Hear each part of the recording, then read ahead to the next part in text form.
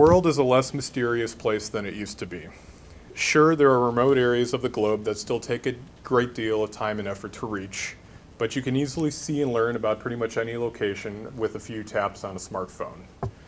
The maps have all been filled in, and there isn't a whole lot left for world travelers to discover. The discoveries have already been made. But obviously this hasn't always been the case. Up through the 20th century, it was still possible to see sights unseen. A traveler could take photographs that hadn't been previously captured by hundreds of thousands of tourists and posted over every corner of the internet. You could still unironically call yourself an explorer. In fact, if you wanted to travel to as many places as possible all over the world, including many that were far off the beaten path, the middle of the 20th century was probably the best time to do so. The internet had not yet cataloged every nook and cranny of the world's most beautiful places. Adventure tourism had not yet been commodified. The automobile was already a reliable form of transportation, and air travel was steadily becoming available to the broader public. You could even hop on a bicycle to reach places that were not accessible by other vehicles, which is not an advantage that explorers had in previous eras. But international travel was still nowhere near as common as it is today.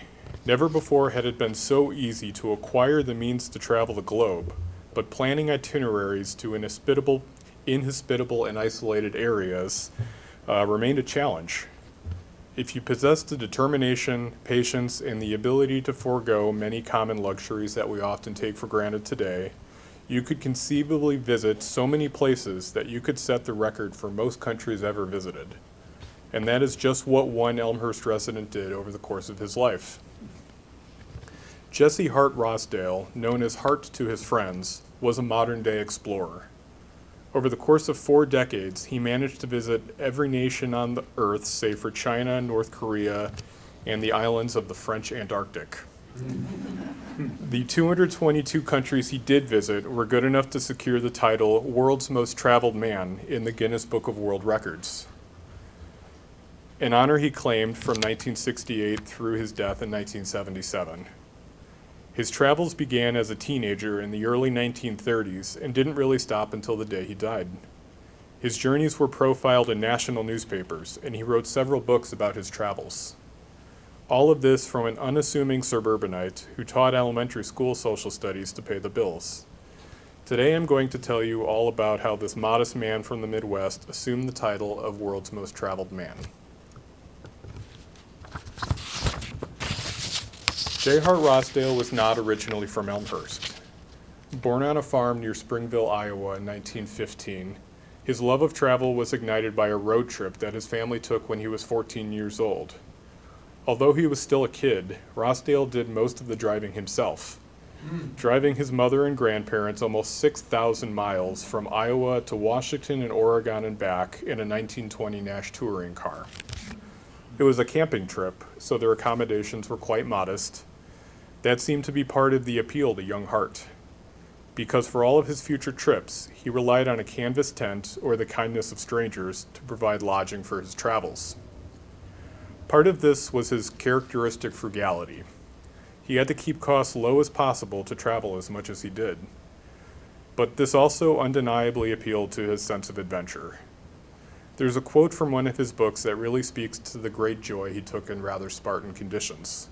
This was about a meal that he had while camping in the Rockies in the 1940s. Once again, I watched the sunshine creep down through the trees above me and ahead of me on the trail until we meet.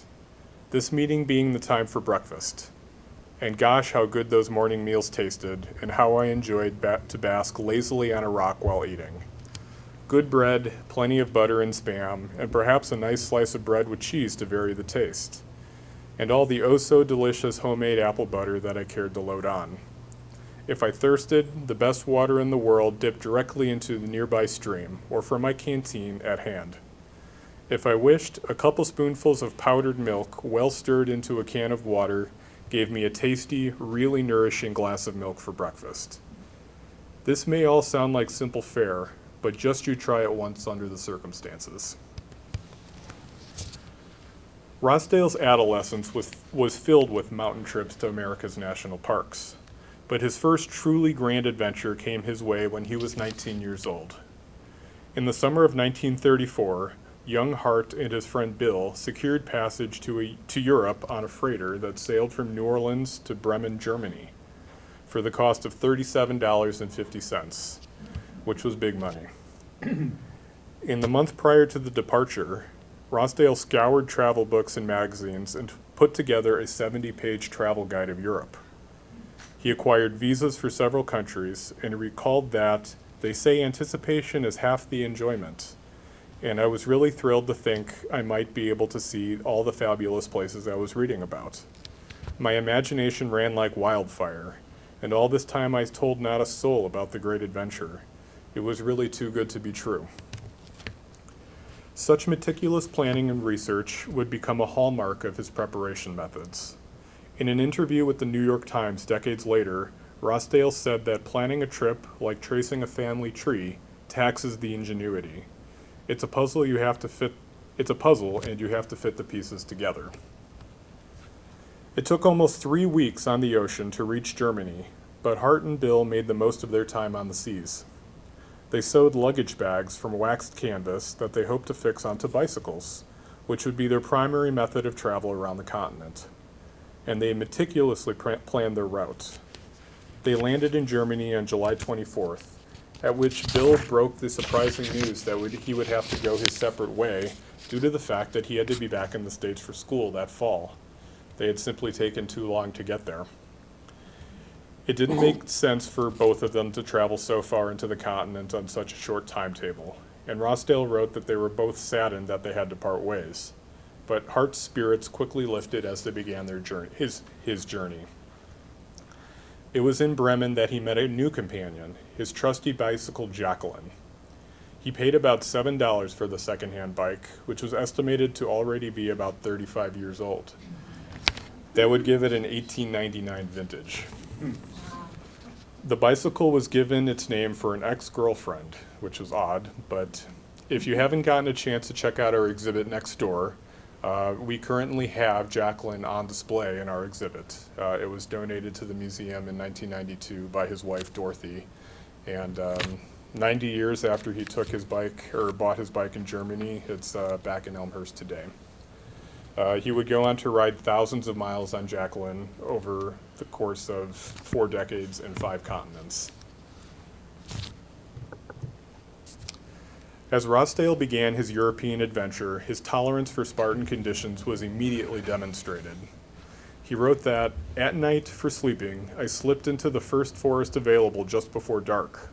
The pine needles of the forest floor, although wet, gave cushioning, and if I kept my raincoat on, I was just about to keep warm enough." Yeah. Over the ensuing weeks, he rode through northern Germany, up through Denmark, and caught a ferry to Sweden and biked into the mountains of Norway. He slept in forests on windswept mountainsides and sometimes knocked on the doors of rural cottages, hoping to spend the night indoors.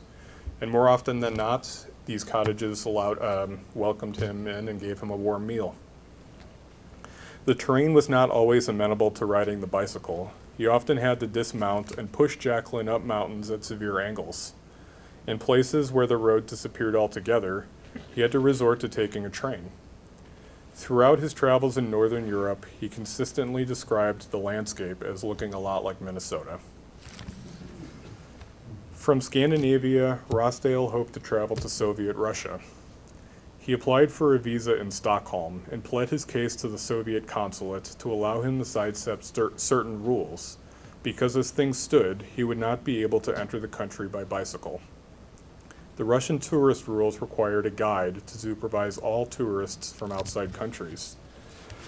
Hart's argument with the Soviet consulate was an amusing one. "I presented my case. I didn't have any money to pay for organized tours, rail travel, and fancy hotels. Would I, coming from a capitalist country, be denied a visit to a communist country because I didn't have the money to pay for a tour? It was a good argument and a challenge to a way of life where everyone was supposed to share." The consulate replied that he would telegram his superiors in Moscow and that Rosdail would receive a reply from the consulate at his next destination in Helsinki. After arriving in Finland, it appeared that his powers of persuasion paid off. He would be allowed to enter the country, but he was still made to take a train into the country so that his passport could be inspected at the border. He got in, and while in Russia, he was truly an object of curiosity for the locals. Hart himself was just as bewildered by his surroundings. The people and places he saw there were unlike anything he had yet encountered in Western Europe, and he made sure to take note of his findings. Throughout all of his journeys, he took note of what people wore, what they ate, and the kind of houses they lived in, often because he stayed in those houses and ate whatever the locals provided. He never claimed to be an anthropologist, but he had those tendencies. He often wrote down his experiences and stories as if he were an amateur anthropologist. He immersed himself in the culture of his destinations when possible. Of course, much of what he saw in his various travels was the very first time he had ever laid eyes on his destinations. These customs, dress styles, and cuisine were brand new concepts to him, and that is evident in the wonder and curiosity he demonstrates through his writings. I compare the travels he took almost a century ago, where there are hardly any travel agencies or guides to help him create his itineraries, to a trip that I took to Italy earlier this summer, where I had seen my almost my entire vacation through photos and the internet before I even stepped foot in the country. Like I said before, the world is not as mysterious as it used to be, but Rosdail was able to find his way through this terra incognita, as it were, long before guides, travel agencies, and the internet documented every corner of the globe. The Russians were generally hospitable hosts to Rosdail, and government officials and guides made sure that he was well accommodated on his tour of Leningrad and Moscow. This was undoubtedly to leave the American tourist with a favorable impression of the Soviet state. At least that's what Rosdail suspected. However, there was a mishap with his passport as he was trying to leave Leningrad on a train for Estonia. He did not have the proper paperwork when he entered the country, and an official refused to let him board the train without paying a $28 fine, and he did not have that money. He pled with the official to let him on, and the bureaucrat took it up with another border officer, who then passed it on to another border officer, before the first one finally just pushed Rosdail on the train. With moments to spare, he made it out of Soviet Russia. Such close calls became a common story for Hart throughout his travels, and he often had run-ins with authorities due to his frequent border crossings. More than once he spent the night in prison due to insufficient papers or overzealous border guards, but he was always able to get out of a jam through charm or luck. From Estonia, he rode his bicycle through Latvia and Lithuania, East Prussia and Poland, and back into Germany. Upon arrival in Berlin, he realized that though the tough bicycle seat had worn right through his pants, so he had to get a new pair. He continued on via train to Oberammergau to witness the historic Passion Play, and from there he continued into the Alps to visit Austria. Rosdail's journey continued west to Switzerland, where he visited the League of Nations buildings in Geneva. As the months wore on, he added Belgium, the United Kingdom, France, and Spain to his budding list of nations visited. On Christmas Eve 1934, Rosdail was locked up while visiting a tiny hamlet in Spain under charges of vagrancy.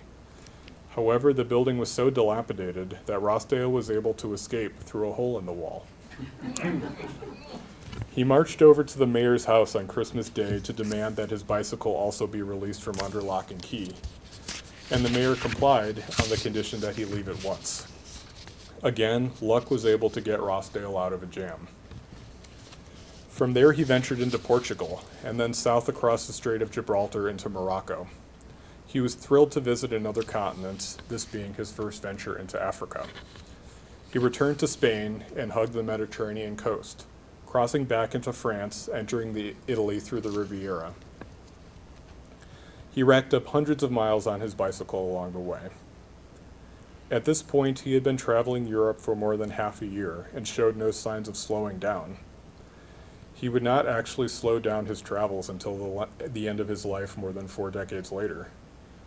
Rosdail would have 5 more months left in his grand European tour, so I'm going to skip to the end of it, adding Hungary, Bulgaria, Greece, Turkey, and Yugoslavia to his list of nations visited before finally catching a ship from Venice back to the United States in March 1935. His journal mentions that he visited 32 countries in all during his time in Europe. He had traveled 33,000 miles, a third of which were traversed on the back of his trusty bicycle. He had spent a grand total of $304, 75 of which was used for passage to and from Europe. Very frugal.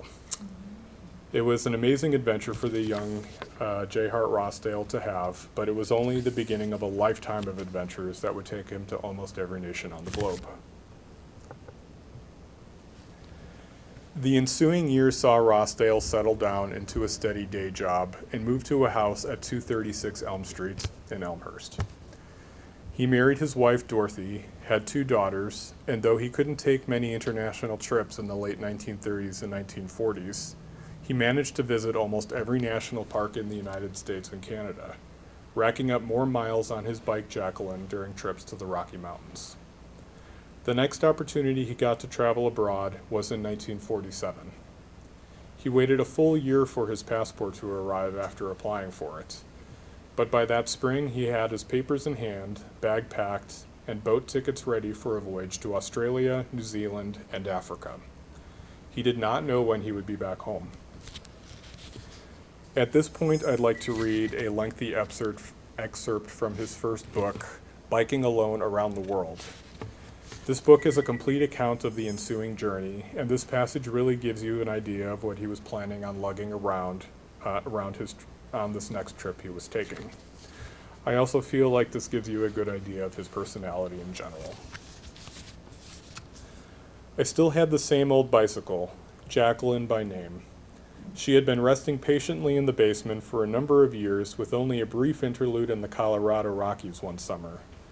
It wouldn't do to not share further adventures with her. She was old, it was true, 50 years, according to the estimate of an old Irish bicycle man. I had no way of knowing her age because she had no brand or number and had been purchased second-hand in Germany. But old or not, she was tried. She had already carried me in my pack for 11,000 miles. Besides, a new bicycle would cost money, which I couldn't afford. Now, as to Jacqueline's pack. Well, I was determined to increase it a little. Why shouldn't I have a few luxuries? Instead of 1 blanket, or no blankets, and the cold food on which I toured Europe, I would take a sleeping bag, a 3-pound stove, and maybe even a tent. Eventually, I came up with a master list of 134 items, from rain cape to safety pins, covering all the needs for travel in any clime. The sleeping bag I never regretted. It was the layer cake variety, and in some countries I would have to go to bed nearly nude on top of the bag, then later crawl in under the cover, still later under the top blanket, and finally just before morning I would scooch down into the center and pull up the zipper. The stove, well, that I later regretted. I cooked myself a warm meal every day for the first month of my travel on land, but then it just seemed I was more interested in miles, scenery, people, and sleeping rather than I was in cooking. I still hung on to the darn thing for 12,000 miles before leaving it in a corner of the Sahara Desert. And as for the tent, well, it was a good thing to have along for my peace of mind, but I always pedaled like heck for the nearest village if it looked like rain. Not that I stayed in hotels. I couldn't afford that. But there was usually a native hut or shed to be found. And in good weather, if you were under a tent, how can you see the stars? I assembled all of my equipment, even the bicycle, in my living room. Sometimes I think that 50% of the enjoyment of any trip is to be had in sheer anticipation during the period of preparation. The thrills of conjecture, the queries of friends, the flights of fancy, how the mind races. The smaller items of equipment, 3 food tins for vegetables, meat and jam, stove, camera, extra tire tube, sou'wester, waterproof leggings, overshoes, etc. I packed in a homemade heavy canvas saddlebag, having 2 pouches. In one of these, I also placed a dark shirt, tie, and trousers. I rolled the sleeping bag up in the tent and placed the roll lengthwise on the rear luggage carrier. Then the saddlebag was placed over the roll, with pouches hanging down on either side of the wheel, but opening inward. 2-quart water canteens were carried in a pouch on the front handlebars. At the side of my pack, I hung a leather shopping bag for current food items such as tomatoes or bulky items like bread, or for my heavy army fatigue jacket, which might be exchanged for my rain cape in wet weather. The total pack weighed between 55 and 84 pounds, depending on how much extra water and food I might have to carry in a sparsely populated country. As you can tell, he did not venture into his journeys lightly. They were all well thought out endeavors, and he packed for every outcome. I myself would probably not bring a tie to my long bikepacking trip, but I suppose he was preparing for every possible occasion. In mid-April 1947, he packed up all of the aforementioned items onto his bicycle and pedaled it from Elmhurst to the bus terminal in Chicago. From there, he went to New York, where a freighter awaited to sail all the way to Australia via the Panama Canal. The whole voyage was 35 days long, and Hart wasted no time getting off that boat into a brand new country.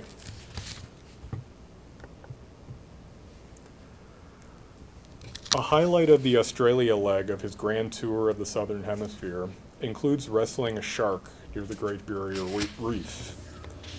It was a smaller shark to be sure, and after several minutes of struggling in shallow water, he managed to spear the fish and share the spoils with the locals he was staying with for a quality dinner.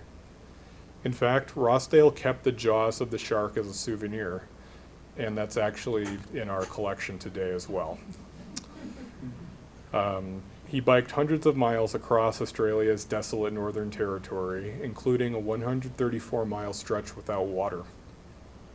The terrain was quite hard on Rosdail's bike, and he had to spend an hour each day of maintenance to keep Jacqueline running. Temperatures at times soared above 150 degrees Fahrenheit in the outback, but he does not make it sound so unbearable in his writings. In fact, every hardship he encounters, at least in his books, it's just as if he greets them all as a fun adventure. He always stayed positive. At one point, he met a fellow traveler on a barren stretch of beach along the Indian Ocean. He wrote that he remembered hearing about 1,000 miles earlier of a man pushing a wheelbarrow around the continent, and that I would meet him. I had only about half believed what I'd heard, yet here he was. After exchanging brief pleasantries, they went their separate ways. Rosdail later heard that the man had perished in the same desert that he himself had just emerged from. Although his recollections always maintain a rosy outlook, it's easy to believe that Rosdail himself experienced dangerous hardships in these remote areas. After touring the entirety of the Australian continent, Rosdail took a steamer from Sydney to Auckland, New Zealand. New Zealand was not nearly as inhospitable climate-wise as Australia often was. Years later, Rosdail recalled that the island nation was his favorite destination of all. The people, climate, and the variety of scenery was everything he could have hoped for. He wrote that the views reminded him, at different points, of California, Norway, Colorado, or northern England. After several weeks exploring New Zealand, he began to make his way west, catching a boat back to Sydney and then booking a spot on a freighter bound for Africa. It was a long voyage across the Indian Ocean, with almost 6,000 miles between his departure point and Mauritius, the island nation that the boat would be visiting before pushing onwards towards Madagascar. At the time, Rosdail was visiting the African continent. Much of it remained under colonial rule. Madagascar was a French possession, and his second stop, Kenya, was still under the thumb of the British. Post-war Africa was a continent in transition, with many of these colonial possessions on the road to independence within a decade of Rosdail's 1947 visit. The colonial authorities in Madagascar were on edge at the time of Rosdail's visit, as the French had recently suppressed a revolt against their rule. Rosdail noticed that this tense relationship between colonists and local populations occurred throughout his time in Africa. After landing in Kenya, Rosdail made his way west into what was then known as Tanganyika, which is modern-day Tanzania. There he successfully climbed Mount Kilimanjaro with a team of porters and guides. The weather was rough and he was suffering from altitude sickness, but Rosdail's unwavering positivity overcame the difficult conditions.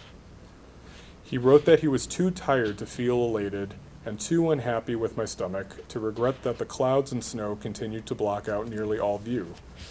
Yet the deep satisfaction of achieving a goal gave me a sense of mental well-being. I had succeeded. I believe that this general sentiment drove him to almost all of his adventures.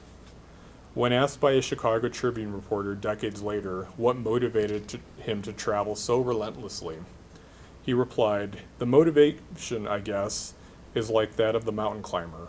When asked why climb mountains at all, they say because they're there. So that's my way of thinking. I want to visit every nation for the same reason, because they are there." So it was for Kilimanjaro, and so it was for every country he visited. His journey across Africa continued northwards through the Horn of Africa, up the Nile into Egypt, and across the Sahara Desert, and southwards again towards the equator. Along the way, he met with local tribes, colonial administrators, missionaries, and fellow travelers. There are various anecdotes that he documents in his book that are far too many to recollect here, and it would take me hours to go through it. The book is over 500 pages. But I'll just say a few here. He was held for ransom on the island of Dumira off the coast of Djibouti near the Horn of Africa. But he ended up being released after 4 days without incident due to the fact that he was eating through his captor's rations too quickly. He hitchhiked with some camel riders in Sudan when he tired of riding his bike through sand, and he was able to strap Jacqueline to the back of a camel to hitch his ride. He talked himself out of being arrested by Egyptian police for having what they deemed, the authorities deemed insufficient papers. He camped out under a full moon at Victoria Falls.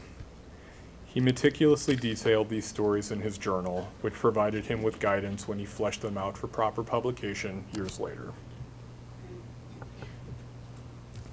Rosdail was a traveler, but he was also a storyteller.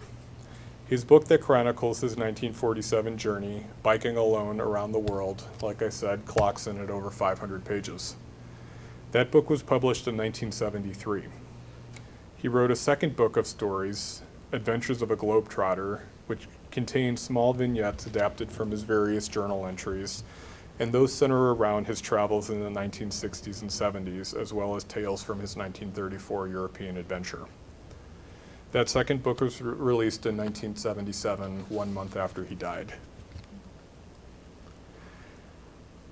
Before we get too far ahead of ourselves on the timeline, though, I'd like to tally up the final numbers of his trip in Australia, New Zealand, and Africa.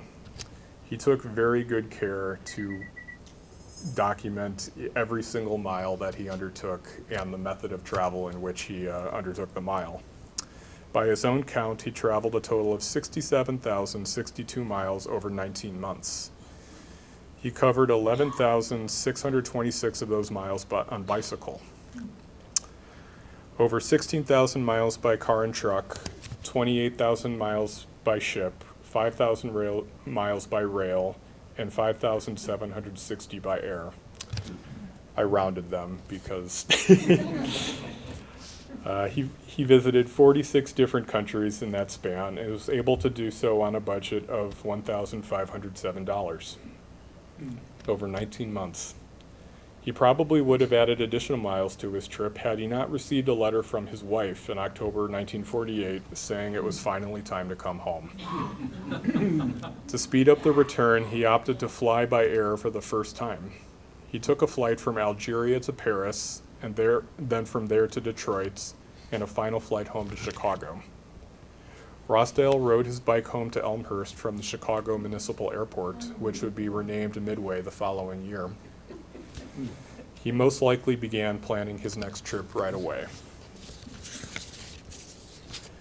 As Rosdail planned more travels, that pesky business of being gainfully employed to support his family as well as his traveling hobby, was something of a nuisance. He worked for a time as a banker, systems analyst, and financial advisor, but the 2-week vacations they provided were never enough to satisfy his travel itch. He also described his own career as a businessman as middling at best. This problem was solved in 1962 when he became a social studies teacher at Glen Hill Elementary School in Glendale Heights, which provided him with 3-month summer vacations to travel to his heart's content. When his wife Dorothy asked if she ever objected to his long absences abroad, she replied that he's always been this way, but it's a bit late to squawk now after 33 years of marriage. It's really a happy arrangement. I say we're the best old maid and bachelor who ever got married and stayed that way. As he aged, Rosdail eventually hung Jacqueline up for retirement, opting for motor travel as a more practical means to rack up the miles on his various journeys.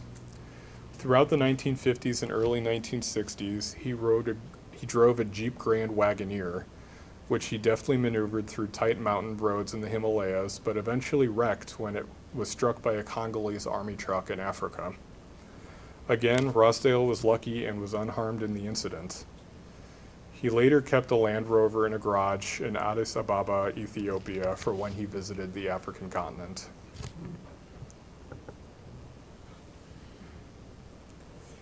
At the end of his travel season in 1967, Rosdail had a notion that he may have achieved a travel record. He gathered up evidence of his miles and submitted his work to the Guinness Book of World Records. That publication, which was originally founded by employees of the Guinness Brewery in Ireland in 1954, as a way to confirm superlatives following an argument over what was the fastest game bird in Europe, took several months to verify the application, but with the 1968 edition, it was made official that J. Hart Rosdail was the world's most traveled man. The previous record holder was none other than Robert Ripley of Ripley's Believe It or Not fame. Rosdail would hold that title for the rest of his life. With the world record in hand, Rosdail's reputation began to precede him. He was profiled in the Chicago Tribune and the New York Times and was interviewed by various TV news outlets. He began to publish his books, including the aforementioned Biking Alone Around the World. Cadence. In addition to his travelogues, he also published works on local history and Norwegian genealogy, which was his other hobby. The Sloopers, which was published in the early 1960s, detailed the journey of a ship from Norway to the United States in 1825, and Rosdail was able to trace his ancestry back to that boat that arrived on our shores 150 years previous. His penchant for meticulous research continued to show itself in various ways when not planning for his next excursion. And this is the page in the 1969 Guinness World Records book. J. Hart Rosdail was always fortunate that he was never ill or seriously injured on any of his world travels. But the long string of good luck finally ran out in the early summer of 1977. He was stricken with an unknown illness while traveling in North Africa. After being hospitalized in Niger, he was flown home to Chicago, where he remained sick until his untimely passing in November of that year at the age of 63. His obituaries only say that he died of a blood infection. He never stopped traveling until the very end. In fact, his biggest travel year came in 1974 when he added 70,000 miles to his tally. The only two nations he never saw out of a potential of 225 total countries were China and North Korea. He had always wanted to make it to the French Antarctic Islands, which was technically a dependency, but it remained fair game in his eyes.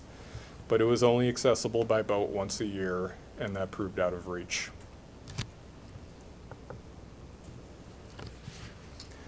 Despite his premature death, no one can say that Rosdail didn't live a full life. He lived exactly the life he wanted, and for a good 10 years in the 20th century, he traveled the globe more than any other person in the world, and likely more than anyone who had ever lived up to that point. All of this from a suburban man from Elmhurst who stood only 5'7" and weighed 145 pounds, who was a mild-mannered elementary school teacher in his domestic life, but a true modern explorer in another. In total, it is estimated that he traveled more than 1.5 million miles between his European adventure in 1934 and his final trip to Africa in 1977. It was a remarkable feat, and the circumstances of the time make it all the more impressive. It is far easier today, with the help of the internet and modern infrastructure, to match the miles that he achieved. But Rosdail's penchant for meticulous planning, frugal living, and infectious optimism enabled him to achieve a world record that arguably cannot be matched in the same spirit today. Thank you.